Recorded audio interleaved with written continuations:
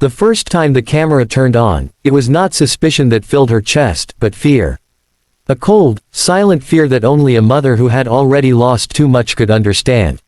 From the top floor of a glass tower that touched the clouds, a billionaire woman stared at a private screen, believing money could finally protect what her heart could not afford to lose again. Somewhere far below, in a quiet corner of her vast estate, a small boy moved through his days unaware that unseen eyes were watching, and that one ordinary man would soon change all of their lives forever. If you believe that kindness still exists in this world, that second chances can heal even the deepest wounds, then pause for a moment and support this channel. Like the video, share it with someone who needs hope, leave a comment, and subscribe, because stories like this remind us why humanity still matters. Elena Hart was not born rich. Her wealth came from relentless ambition, sleepless nights, and sacrifices that cost her more than she ever admitted. By 42, she was one of the most powerful women in the city, owner of a global tech empire, feared in boardrooms and admired in magazines. But behind the headlines and sharp suits was a woman hollowed out by loss. Her husband had died years earlier in a car accident that shattered her trust in fate. Since then, her world had narrowed to one fragile center, her 8-year-old son, Leo. Leo was quiet, sensitive, and painfully observant. He had inherited his father's eyes and his mother's silence. Elena loved him fiercely, but her love was heavy, wrapped in control and anxiety. She could buy schools, tutors, doctors, and security, but she could not buy peace. After a disturbing incident at his elite academy involving bullying that went unnoticed for weeks, Elena decided she would never again trust the safety of her child to chance or to people she barely knew. So she did what only someone with limitless resources would do. She installed hidden cameras in the private wing of her estate where Leo spent his afternoons after school. Not in bedrooms or bathrooms, but in hallways, play areas, and the small study room where he did his homework. She told herself it was protection, not surveillance. A precaution, not control. And she justified it easily, because fear always sounds reasonable when it speaks softly enough. Around the same time, she hired a new facilities supervisor for the estate. His name was Daniel Reed, a 35-year-old single father with tired eyes and a posture shaped by responsibility. Daniel had not planned on working for billionaires. Life had rerouted him after his wife passed away during childbirth, leaving him alone with a newborn daughter and a mountain of grief he never had time to process. Survival had demanded strength before healing, and humility before pride. Daniel worked quietly. He fixed what was broken, showed up early, left late, and never asked unnecessary questions. Other staff barely noticed him, but children always did. Perhaps it was because he moved gently in a world that often rushed past pain. Perhaps it was because he understood what it meant to carry loss while pretending everything was fine. Elena barely registered him at first. To her, he was another name on a payroll, another background presence in a life filled with controlled distance. What she did not know was that Daniel's assigned duties placed him near Leo's study wing almost every afternoon. Leo noticed Daniel before Daniel noticed Leo. The boy observed how the man paused to help gardeners, how he picked up dropped tools, how he smiled softly when staff spoke to him. To a child who had learned that adults were either rushed or harsh, this quiet consistency felt safe. Over time, Elena's secret ritual became routine. Late at night, after meetings and emails and the echoing silence of her penthouse, she would open the encrypted feed and watch. She told herself she was checking for danger, but what she really searched for was reassurance, that her son was okay when she could not be there. At first, the footage showed nothing unusual. Leo reading alone. Leo eating snacks. Leo staring out windows longer than necessary. But slowly, something changed. Daniel began appearing in the frame more often. Not intrusively, not suspiciously, but consistently. He would pass by, notice Leo struggling with something, and pause. Sometimes he would kneel to fix a broken chair leg. Other times he would clean quietly while Leo worked. He never hovered, never interfered. He simply existed nearby. Elena frowned the first few times.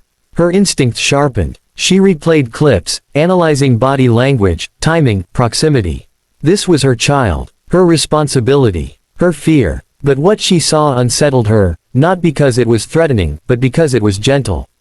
One afternoon, the camera captured Leo sitting at his desk, shoulders slumped, homework untouched. Minutes passed. The boy's hands shook slightly. Daniel entered the frame, noticed immediately, and instead of leaving, he sat on the floor a few feet away, his back against the wall.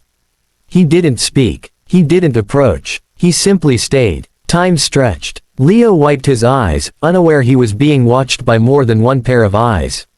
Slowly, the boy picked up his pencil and began to work. Daniel remained there, silent and still, like a quiet anchor. When Leo finished, Daniel nodded once and left. Elena watched the clip 3 times, her throat tightening in a way she did not expect. No one had ever sat with her son like that. Not tutors. Not counselors. Not even her, if she was honest. She had always tried to fix, to instruct, to shield. She had forgotten how powerful simple presence could be. As days passed, the footage revealed more moments. Daniel teaching Leo how to fix a loose wheel on his toy. Daniel leaving an extra sandwich on the table when he noticed Leo hadn't eaten. Daniel listening, truly listening, when Leo spoke about school, about feeling invisible, about missing his father even though he barely remembered him. Elena's fear began to transform into something else. Guilt. She realized she had been watching for danger while missing love happening right in front of her eyes. Love she had unintentionally outsourced because she was too afraid of losing control. Then came the moment that shattered her completely. One evening, Elena logged in as usual. The camera showed Leo curled up on the floor, clutching his stomach, tears silently streaming down his face. He looked small, fragile, and unbearably alone. Elena's heart raced. She reached for her phone to call staff, panic rising, but before she could act, Daniel rushed into the frame.